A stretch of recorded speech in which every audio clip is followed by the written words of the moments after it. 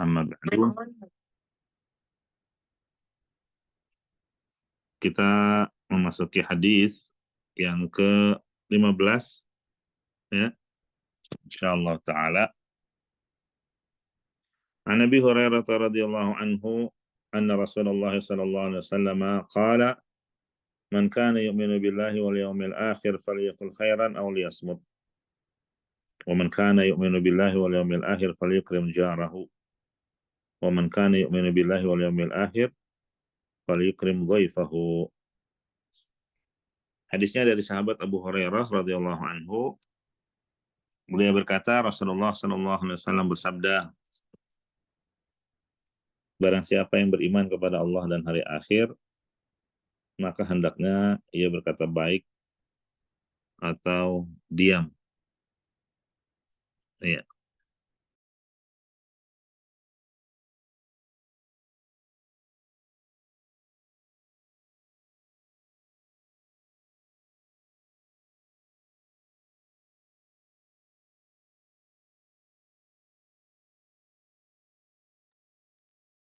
Maaf, mute Ustaz. Suaranya.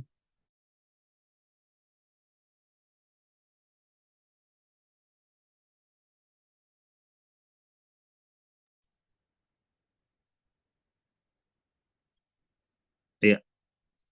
Barang siapa yang beriman kepada Allah dan hari akhir, hendaknya ia memuliakan tetangganya. Dan barang siapa yang beriman kepada Allah dan hari akhir, hendaknya dia memuliakan tamunya. Itu hadis yang ke-15. Jadi ada 3 terkait dengan akhlak yang mulia. Yang pertama adalah berkata baik atau diam. Kemudian yang kedua memuliakan tetangga. Dan yang ketiga memuliakan tamu. Ya. Hadisnya dari Abu Hurairah, dan Abu Hurairah namanya Abdurrahman bin Sakhr Ad-Dawsi, dan beliau ini salah satu sahabat yang baru masuk Islam 4 tahun sebelum wafatnya Nabi Sallallahu Alaihi Wasallam. Jadi selama 4 tahun itulah beliau bersungguh-sungguh, beliau terus menempel Nabi Sallallahu Alaihi Wasallam, berteman, bersahabat, sampai akhirnya beliau menjadi sahabat yang paling banyak riwayat hadisnya. Itu sampai 5.374 hadis. Padahal ketemu Nabi cuma 4 tahun. Masya Allah ya. Ini jumlah hadis yang sangat banyak. 5.374 dikumpulkan oleh Abu Hurairah dalam waktu 4 tahun kebersamaannya dengan Nabi Shallallahu Alaihi Wasallam. Nah, ini menunjukkan kalau seseorang mungkin terlambat untuk mencintai ilmu agama, ya, atau istilahnya terlambat dapat hidayahnya, ya jangan berkecil hati. Kalau dia mau bersungguh-sungguh, ya ada contohnya. Itu lihat Abu Hurairah radhiyallahu anhu, ya, beliau bisa mengejar ketertinggalannya dibanding saudara-saudara kita mungkin yang sudah mendahului kita mengenal Islam, mempelajari agama. Nah, itu faedah yang bisa kita petik dari perawi atau sahabat yang meriwayatkan hadis ini, yaitu Abu Hurairah radhiyallahu anhu. Jadi di hadis yang ke-15 ini Rasulullah SAW menjelaskan salah satu amalan yang dapat menambahkan keimanan kita, yang dapat menambah keimanan kita. Jadi iman itu bisa bertambah, bisa berkurang. Iya, amalan-amalan yang tadi disebutkan itu semuanya berkaitan dengan akhlak yang mulia. Berkata baik atau diam, 1. Yang kedua, menghormati tetangga, 2. Dan yang ketiga, memuliakan tamu. Ini hadis salah satu bukti bahwa keimanan itu terindikasi dengan baiknya akhlak. Sebagaimana kata Nabi sallallahu alaihi wasallam, akmalul mu'minina imanan ahsanuhum khuluqa. Mukmin yang paling sempurna imannya yang paling baik akhlaknya. Jadi ada korelasi, ada hubungan yang erat antara keimanan seseorang dengan akhlaknya. Iya. Kalau seseorang menampakkan akhlak yang mulia, akhlak yang baik, itu indikasi baik keimanan dia. Iya.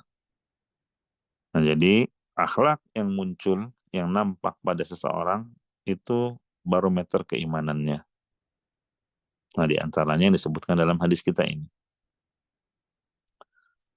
Jemaah rahimakumullah, terkait hadis ini para ulama membagi amalan iman menjadi dua bagian. Pertama, amalan yang berkaitan dengan hak-hak Allah dan hak manusia. Ya, di sini adalah berkata baik atau diam. Yang kedua, amalan yang khusus berkaitan dengan hak sesama muslim saja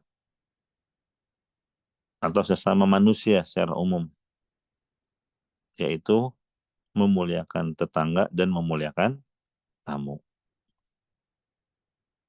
Nah, kalau kita perhatikan hadis ini diawali dengan kalimat man kana yu'minu billah wal yaumil akhir. Barang siapa yang beriman kepada Allah dan hari akhir. Ya. Rasulullah SAW membuka hadisnya dengan menyandingkan antara iman kepada Allah dengan hari akhir. Ini menunjukkan bahwasanya iman kepada hari akhir ini perkara yang penting sebagaimana halnya iman kepada Allah. Ya, karena disandingkan dalam hadis ini. Banyak penyebutannya dalam nas Al-Quran maupun hadis. Ya. Kalau di Al-Quran ada kurang lebih 20 ayat. Pertanyaannya, kenapa penyandingan ini sering disebutkan? Ya, para ulama menjelaskan bahwa seseorang jika imannya benar, ya, itu akan mudah baginya untuk beramal saleh. Akan mudah baginya untuk beramal saleh dan meninggalkan kemaksiatan. Sebaliknya, kalau orang tidak memiliki keimanan terhadap hari akhir, itu akan mengakibatkan dia mudah bermaksiat, mudah berbuat zalim karena menganggap kehidupan cuma sekali dan tidak ada pertanggungjawaban di akhirat. Gitu ya. Nah, itu kaitannya ketika seseorang sadar bahwasanya akan ada pertanggungjawaban di akhirat, maka akan terdorong dan tergerak untuk memperbanyak amal saleh. Kemudian, jemaah rahimani wa rahimakumullah, misalnya di sini disebutkan memuliakan tamu dan menghormati tetangga. Ya. Ini kan butuh biaya, ya, dan juga butuh kesabaran dalam berinteraksi bersama mereka. Sabar berarti dalam hidup bertetangga, di dalam bertemu tamu yang terkadang keluar dari mereka sikap atau ucapan yang tidak menyenangkan. Sehingga untuk melakukannya, memuliakan tamu dan memuliakan tetangga, ini butuh keimanan yang besar. Butuh keimanan yang besar. Kalau tamu dia jamu, dia belikan makanan, dia hidangkan, ya, walaupun itu dari hartanya sendiri. Ini kalau dia tidak punya keimanan, tidak akan dia lakukan. Tapi karena dia beriman bahwa apa yang dia keluarkan dari hartanya, dari payahnya akan ada balasan di sisi Allah. Faman ya'mal mithqala dzarratin khairan yarah. Kebaikan sekecil apapun akan ada balasannya di sisi Allah. Ini yang memotivasi dia, yang mendorong dia sehingga dia mau memuliakan tetangganya dan memuliakan tamunya. Ya. Begitu juga dalam berinteraksi. Tidak dipungkiri, bisa saja terjadi hal-hal yang tidak kita sukai. Ada pada mereka, ucapannya, sikapnya. Tapi dibutuhkan kesabaran. Iya, dibutuhkan kesabaran.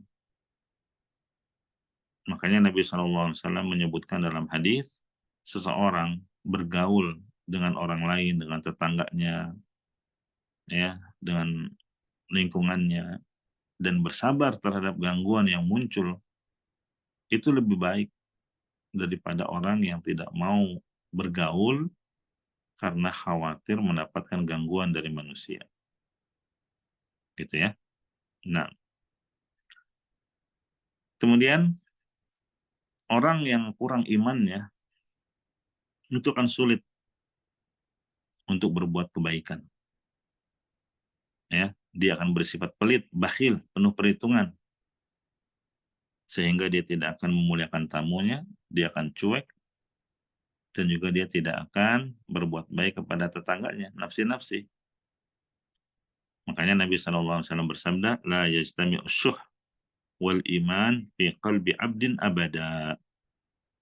Tidak akan berkumpul sifat kikir dan keimanan dalam satu hati seorang hamba selamanya. Ibarat air dengan minyak, sifat bakhil, pelit dengan keimanan itu. Kalau ada keimanan, maka kebakhilan dan kekiran akan pergi harusnya. Iya. Kalau tidak ada keimanan, ya kebakhilan itu yang akan menguasai dirinya. Nah, jadi jamaah rahimani wa rahimakumullah, seseorang bisa mengukur barometer keimanannya sendiri. Ya. Nah, dengan cara gimana? Ya, mengecek akhlaknya, mengecek ucapannya, tulisannya, bagaimana dia menyikapi tamunya, bagaimana dia berinteraksi dengan tetangganya. Begitu.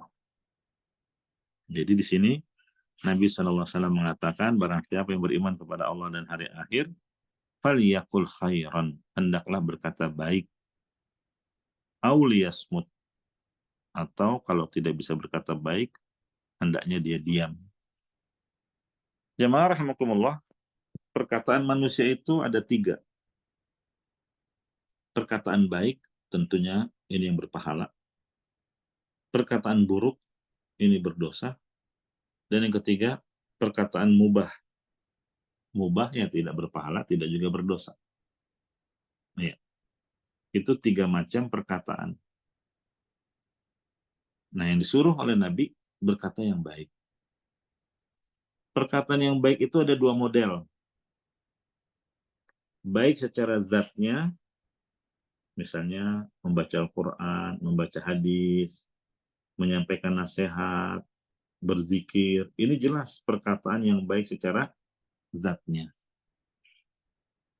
Dan yang kedua, perkataan yang baik, model yang kedua, bukan secara zatnya, tapi karena tujuannya apa. Iya. Artinya apa? Perkataan tersebut pada asalnya adalah perkataan mubah.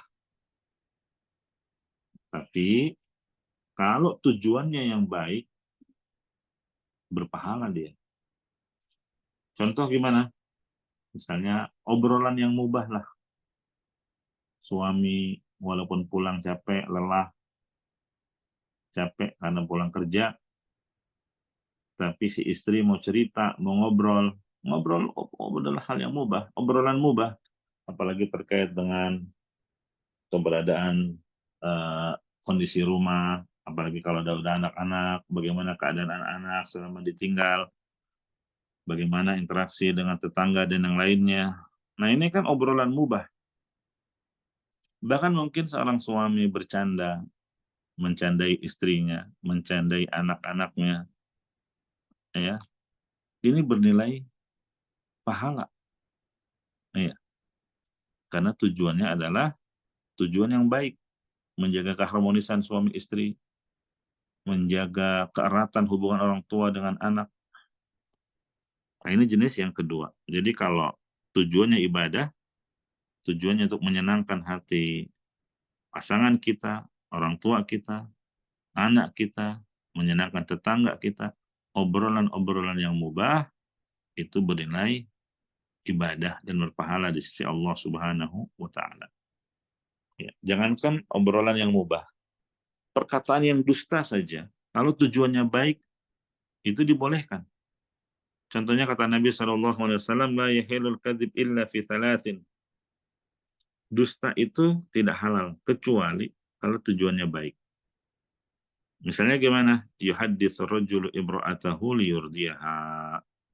Suami ya berbicara terhadap istrinya agar ia ridho padanya.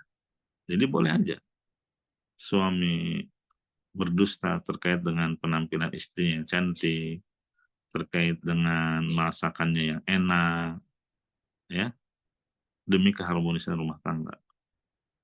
Begitu juga yang kedua, wal kadzibu fil harb, kedustaan saat perang, artinya membuat strategi siasat perang, mengadakan tipu daya. Nah, itu boleh, karena ada maslahat.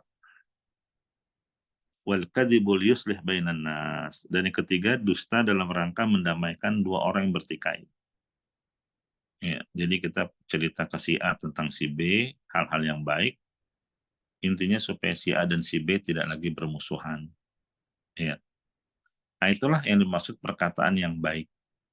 Jadi ada dua model, ada baik secara zatnya, dan ada baik karena tujuannya.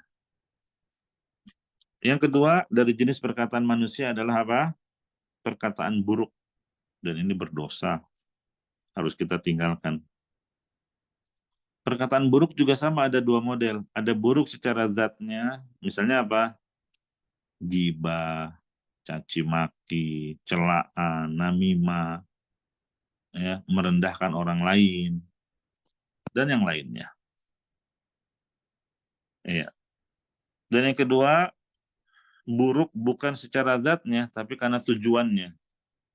Ada orang-orang yang mengeluarkan statement-statement yang terkesan indah, kata-kata yang indah yang diucapkan, tapi tujuannya untuk memecah belah umat. Ya, hati-hati. Ya, walaupun terkesan indah, tapi kalau tujuannya adalah memecah belah umat, yang menimbulkan perpecahan, permusuhan, maka ini berdosa pelakunya. Gitu ya. Nah, kemudian jamaah rahimani wa rahimakumullah,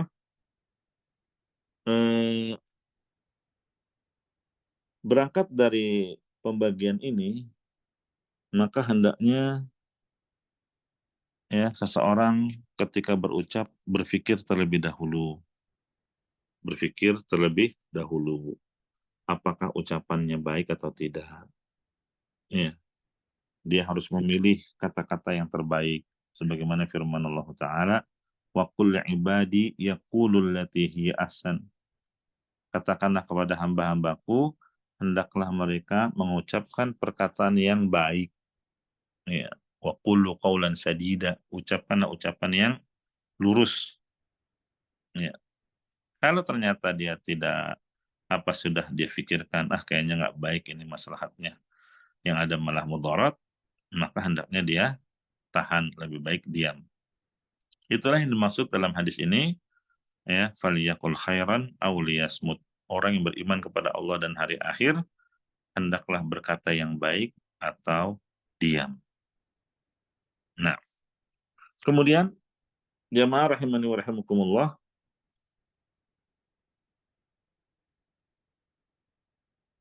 eh, perkataan yang mubah bagaimana? Ini kan jenis yang ketiga. Ya, adapun perkataan yang mubah, ya boleh saja dia ucapkan. Tapi tadi supaya berpahala harus diniatkan, harus diniatkan. Ya, diniatkan untuk kebaikan. Supaya apa? Supaya menjadi pahala ladang ibadah baginya. Intinya dari hadis ini, seorang muslim tidak boleh sembarangan, ya, sembarangan berucap, sembarangan menulis, sembarangan komentar. Hati-hati. Nah, jadi tidak semua yang terbetik dalam hati kita itu harus kita ungkapkan. Tidak semua yang terbetik dalam hati kita harus kita tulis.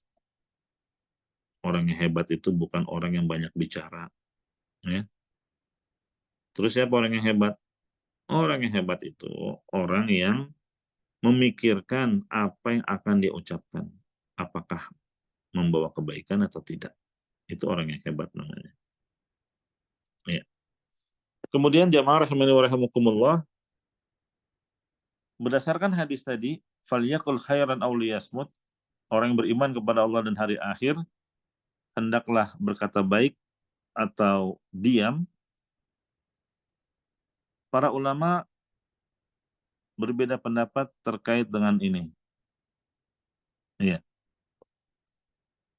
Mana yang lebih utama? Ya. Memang sepakat sih kalau berkata yang baik dan diam itu ibadah. Kenapa? Karena kedua-duanya diperintah dalam hadis faliyakul khairan aw liyasmut. Ya. Dua-duanya ibadah berarti. Berkata yang baik atau diam itu ibadah. Ya. Nah, cuma mana yang lebih utama? Mana yang lebih afdal dari keduanya? Berkata yang baik, satu, atau diam saja, dua. Pendapat pertama mengatakan berkata yang baik itu lebih afdal, ya, daripada diam. Alasannya apa? Alasannya karena perkataan yang baik itu akan memberikan manfaat, memberi manfaat kepada orang yang berucap dan juga kepada orang lain yang mendengar. Kalau diam, ya manfaatnya cuma buat dia sendiri, ya, tanpa orang lain. Kaedahnya, satu amalan yang manfaatnya untuk diri kita dan orang lain itulah yang lebih afdal. Begitu. Ya, itu alasan pendapat pertama. Pendapat yang kedua, sebaliknya, diam itu lebih utama.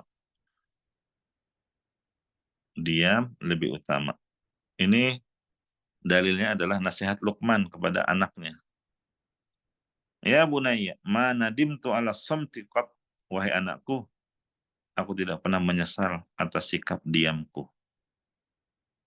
Seandainya bicara adalah terbuat dari perak, ya, wa in kana al-kalam min fiddah, seandainya berbicara itu terbuat dari perak, fasukutu min dzahab, sungguh diam terbuat dari emas. Gitu ya. Itu alasan pendapat yang kedua, diam lebih utama. Ya. Itu silang pendapat yang ada di kalangan ulama terkait mana yang afdal, berkata yang baik atau diam.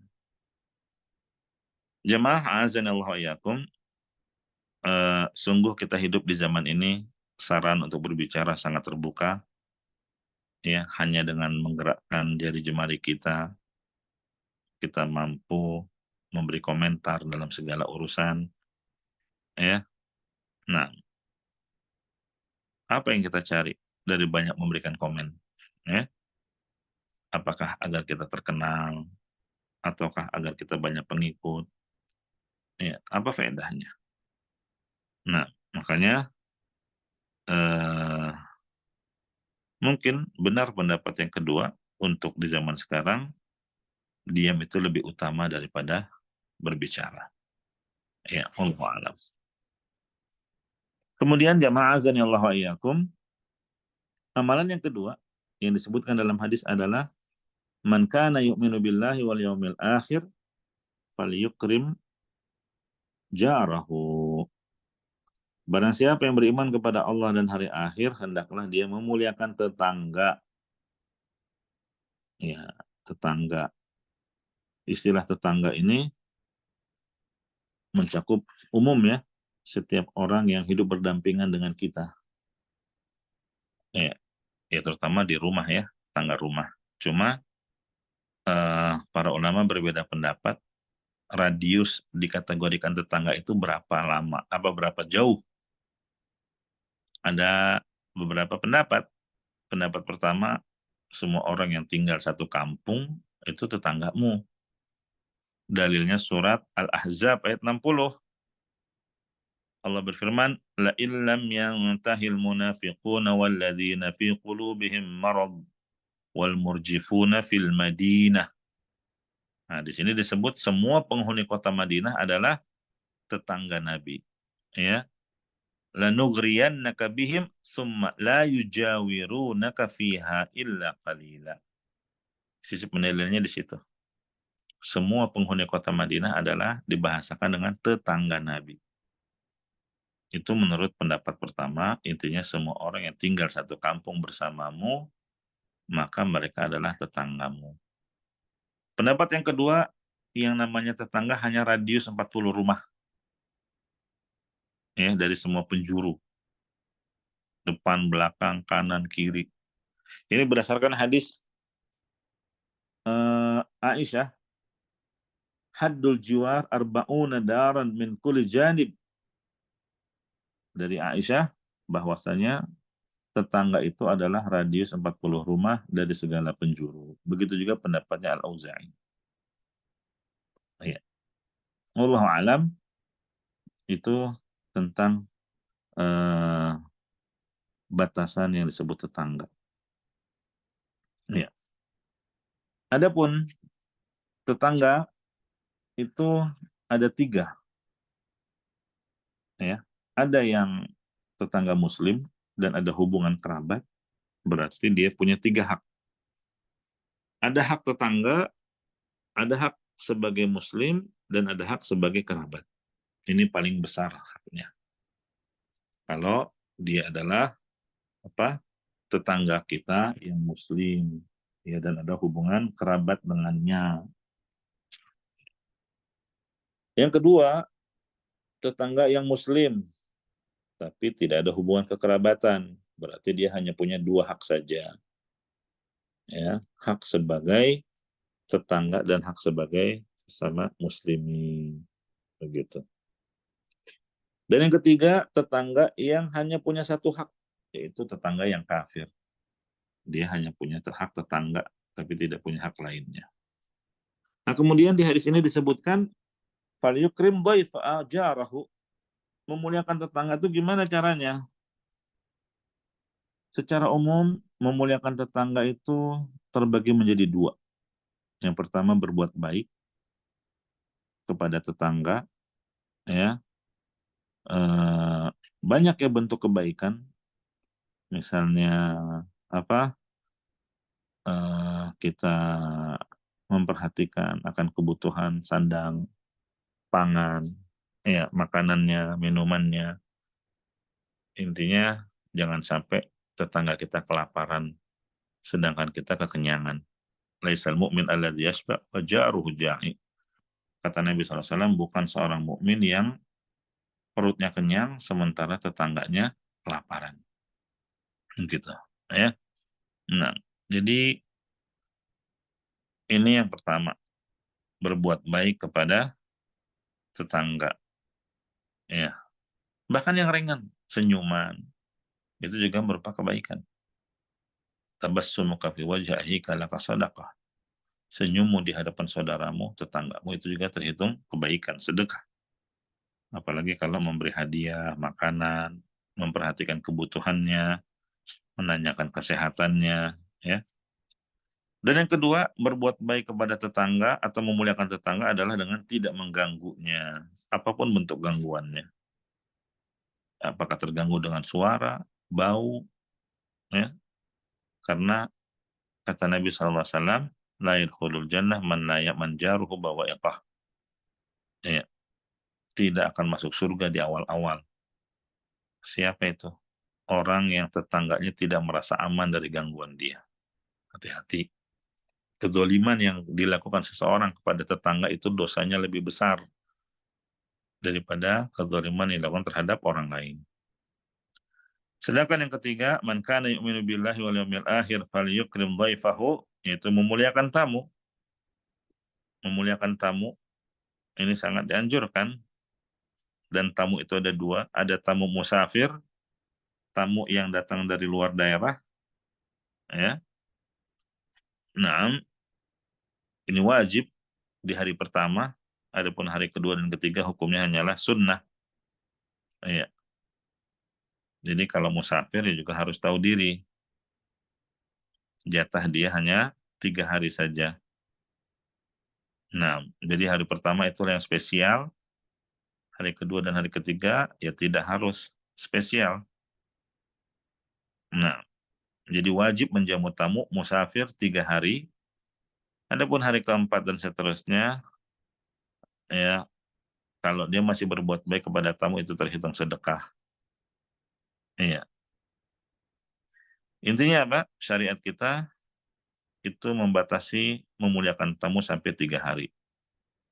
Iya. Kemudian yang kedua, tamu mukim. Tamu mukim ini hukumnya sunnah. Mungkin tetangga kita bertamu, ya kita muliakan. Ya, kita kalau kedatangan tamu, walaupun itu tetangga, ya kita menjamunya, memuliakannya. Nah, lihat contoh di surat Az-Zariyat, Allah Subhanahu wa taala menyebutkan tentang Nabi Ibrahim. Hal ataka hadits dhaifi Ibrahim al-mukramin. إذ دخلوا عليه فقالوا سلاما قال سلام قوم منكرون. Ya, sudah sampaikah kepadamu Muhammad berita tentang tamunya Ibrahim. Jadi Nabi Ibrahim didatangi tamu yang sebetulnya itu malaikat, cuma menjelma sebagai manusia. Ini nggak dikenal oleh Nabi Ibrahim. Tapi Nabi Ibrahim tetap menyambutnya, menjamuknya, dan memuliakannya. Ya, langsung Nabi Ibrahim menyembelih sapi yang gemuk, ijlin samin, sebagai bentuk penghormatan. Masa tamu dikasih makanan biasa, ini dikasih makanan spesial. Ya, anak sapi yang gemuk itu makanan spesial untuk tamu di masa itu. Iya. Terus Nabi Ibrahim di sini mendekatkan hidangannya kepada para tamu. Supaya apa? Supaya mereka tidak segan atau malu untuk menyantapnya. Nah, inilah sikap memuliakan tamu yang dicontohkan oleh Nabi Ibrahim, yang diabadikan oleh Allah di surat Az-Zariyat ayat 24 sampai 28. Iya. Dan nggak perlu nawar-nawarin mau makan apa, meminum apa, langsung aja hidangkan. Ya, karena terkadang tamu itu malu dan segan untuk menjawab. Ya, nah itulah jemaah rahimani wa rahimakumullah, hadis yang ke-15 yang bisa kita bahas. Intinya hadis ini seluruhnya berkaitan dengan akhlak yang mulia, ya, berkata baik atau diam, nomor 1. Kemudian yang kedua, memuliakan tetangga. Dan yang ketiga, memuliakan tamu. Demikian Mas Johan, saya kembalikan ke antum barangkali ada pertanyaan. Tafadhalu. Alhamdulillah. Jazakallah khair Ustaz atas materi hadis arba'in yang ke-15.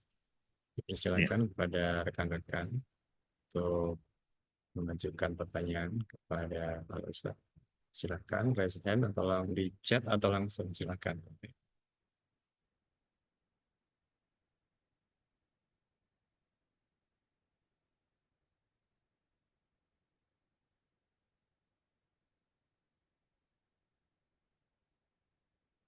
Bang Rizal silakan Bang Rizal.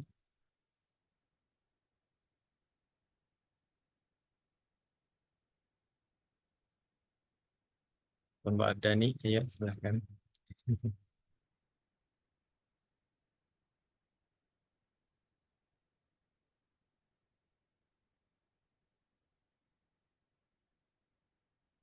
Nah, ini barangkali buat ini aja Ustaz yang pertama nih. Tadi kan keimanan itu berkorelasi dengan akhlak ya Ustaz ya. Ya. Makana yu'minu billahi wal yawmil akhir. Yaitu apa? Uh, Akmalul mu'minin. Akmal Mulin Asanu Khulqan. Iya. Ini akhlaknya itu kepada siapa ya Ustaz ya? Apakah kepada manusia atau kepada Allah atau kepada makhluk yang lain? Perinciannya gimana Ustaz?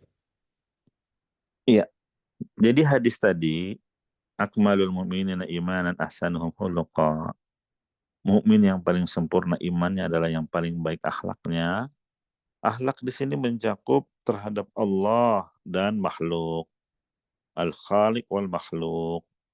Ya, walaupun yang prioritas adalah akhlak terhadap Allah, yaitu berupa keimanan, ya, membenarkan tauhid rububiyah, uluhiyah, asma wa sifat, membenarkan firman-Nya, ya. Nah, itu akhlak terhadap Allah Azza wa Jal. Ini yang paling utama. Baru kemudian akhlak dengan sesama. Ya. Percuma kalau akhlak dengan sesamanya mulia, bagus, jujur, ya, santun, ramah, lembut, tapi nggak sholat, tapi nggak beriman, tapi menolak ketika dibacakan Al-Quran. Percuma akhlaknya yang baik tadi. Ya, tidak bermanfaat, ya. Dia tidak akan mendapatkan keutamaan-keutamaan dari akhlak yang tadi kita sebutkan. Nah, begitu. Jelas ya? Banyak orang mengira akhlak hanya terkait dengan hak sesama manusia. Padahal ada yang lebih besar dari itu, yaitu berakhlak terhadap pencipta kita, pemberi rizki kita, yang mengatur alam semesta, yaitu Allah Azza wa Jalla. Ya, bagaimana akhlak terhadap Allah? Ya, diantaranya adalah dengan mengimaninya. Ya, banyak konsekuensi dari keimanan kepada Allah. Di antara yang paling besar adalah mengesahkan Allah dalam ibadah, mentauhidkannya, meninggalkan dan menjauhi kesyirikan, membenarkan setiap yang Allah kabarkan dalam Al-Quran, atau melalui lisan Rasulnya dalam hadis. Ya, begitu seterusnya. Wallahu a'lam. Jelas? Iya, Ustaz. Jazakallah khair atas pencerahannya. Silakan, Nah, Bapak Ibu.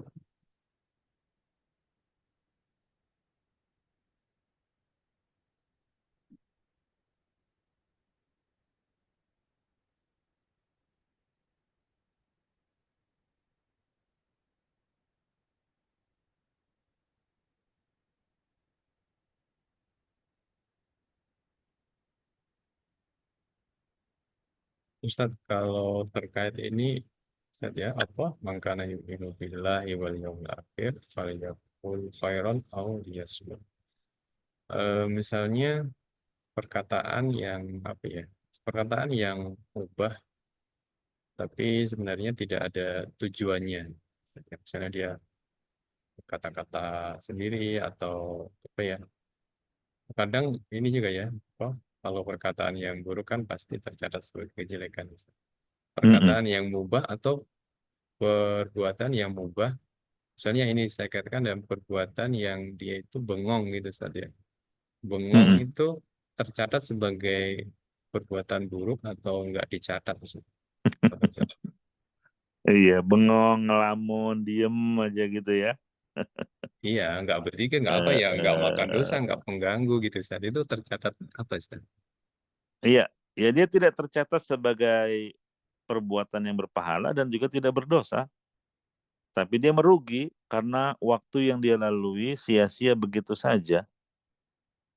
Iya, padahal harusnya bisa dia manfaatkan, dan tidak layak seorang muslim ya bersikap demikian, karena di sana ada hadis bahwa seseorang akan merugi karena sesaat waktu yang dialami di dunia dia lewati tanpa berzikir kepada Allah. Begitu. Iya, Iya, Masya Allah Ustaz. kerugian karena nikmat nikmat waktu luang, nikmat kesehatan, ya harusnya dia bisa lalui. Ya kecuali bengongnya dalam rangka merenung, ya berpikir, nah, itu lain lagi.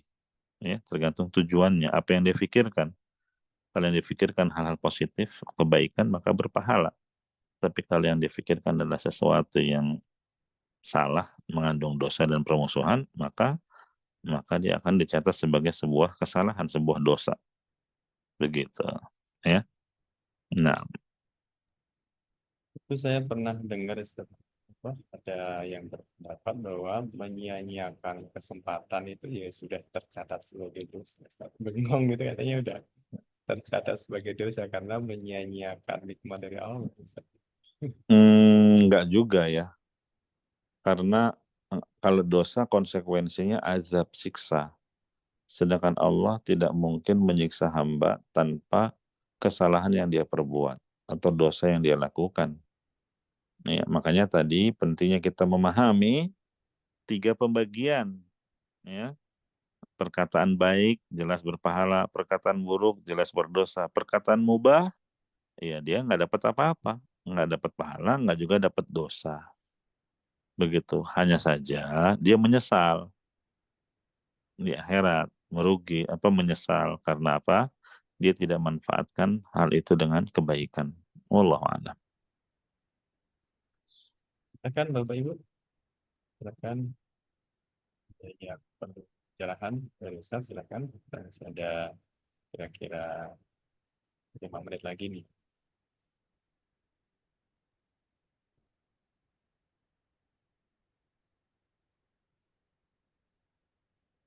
Berarti memang banyak yang perlu kita renungkan ya Ustaz ya, terkait memanfaatkan waktu, berbicara dengan harus bagus, memanfaatkan harta kita. Nah, kalau harta gimana Ustaz? Kaitan harta ini kita sudah misalnya sudah diberikan harta yang banyak gitu ya. Ya tidak kita manfaatkan untuk apa-apa gitu Ustaz.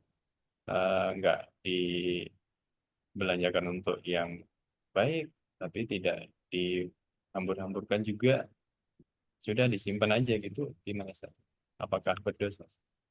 Ya, barakallahu fiik.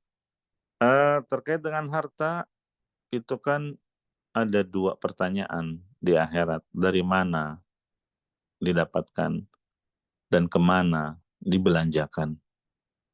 Ya. Nah, kalau dari mana, ini saja sudah banyak yang gugur, berjatuhan. Karena di zaman sekarang banyak orang nggak peduli cara mendapatkan harta. Ada dengan cara korupsi, ada dengan cara ribawi, muamalah yang tidak syar'i. Iya. Kalau dia mendapatkannya dengan cara yang halal, akan ditanya yang kedua, kemana dibelanjakannya? Apakah untuk jalur-jalur yang dihalalkan, atau mubah, atau untuk perkara yang diharamkan? Nah, terkait dengan harta yang kita miliki, kalau ditabung, dibiarkan dalam bentuk tabungan, ya, untuk masa depan, dalam artian kebutuhan anak istri kita ke depannya. Karena ada hadis yang menyebutkan bahwa engkau meninggalkan mereka dalam keadaan berkecukupan, itu jauh lebih baik daripada kamu tinggalkan mereka yang pada akhirnya mereka minta-minta. Maka tidak mengapa, ya, dia menabung, dia menyimpan, dia membiarkan asetnya, ya, eh, sebagai bentuk tabungan saja, ya, karena nanti akan terwariskan kepada anak istrinya dan kerabatnya dari ahli waris, dan itu terhitung sedekah dari dia. Iya. Adapun yang tercela kalau dia memiliki aset yang tidak produktif, ya, misalnya punya tanah tapi dibiarkan nganggur, ya harusnya dia suruh orang sekitar untuk menggarap tanah itu, ya, mau ditanemin apa kek sehingga produktif, ya. Nah, karena termasuk yang akan ditanya di akhirat adalah latus alunna yauma idzin 'anin na'im. Ya, jangan sampai ketika kita ditanya tentang harta yang tidak berkembang tadi, ditanya di hadapan Allah dan kita nggak punya jawabannya. Maka siapkan jawaban kita, kenapa harta itu dibiarkan. Iya, kalau tabungan di rekening atau harta-harta yang memang kita sengaja menabungnya untuk anak istri kita, itu tadi sudah dijelaskan. Ya, adapun lebih dari itu, kita khawatir termasuk bentuk israf. Ya, termasuk bentuk pemborosan dan menghambur-hamburkan harta.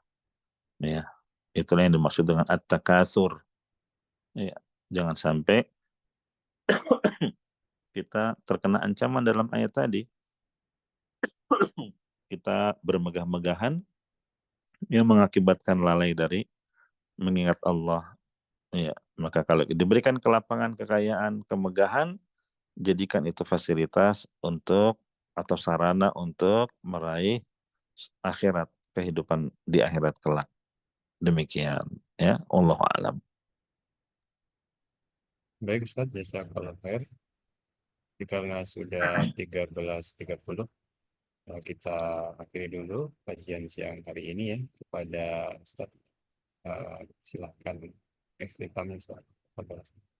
Ya, barakallahu fikum, jazakumullah khairan. Di tengah kesibukan bekerja masih bisa meluangkan waktu untuk mendengarkan hadis Nabi dibacakan dan beberapa faedah yang dapat kita petik.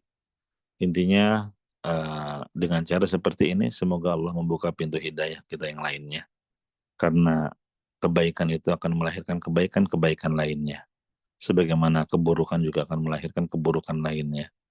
Ya, kita berharap dengan kebaikan yang kita anggap remeh dan sepele ini ternyata besar manfaatnya untuk kehidupan kita. Iya. Nah, demikian kurang lebihnya mohon maaf, kita tutup. Subhanakallahumma wa bihamdika asyhadu an la ilaha illa anta astaghfiruka wa atubu ilaik. Walhamdulillahi rabbil alamin. Wassalamualaikum warahmatullahi wabarakatuh. Waalaikumsalam.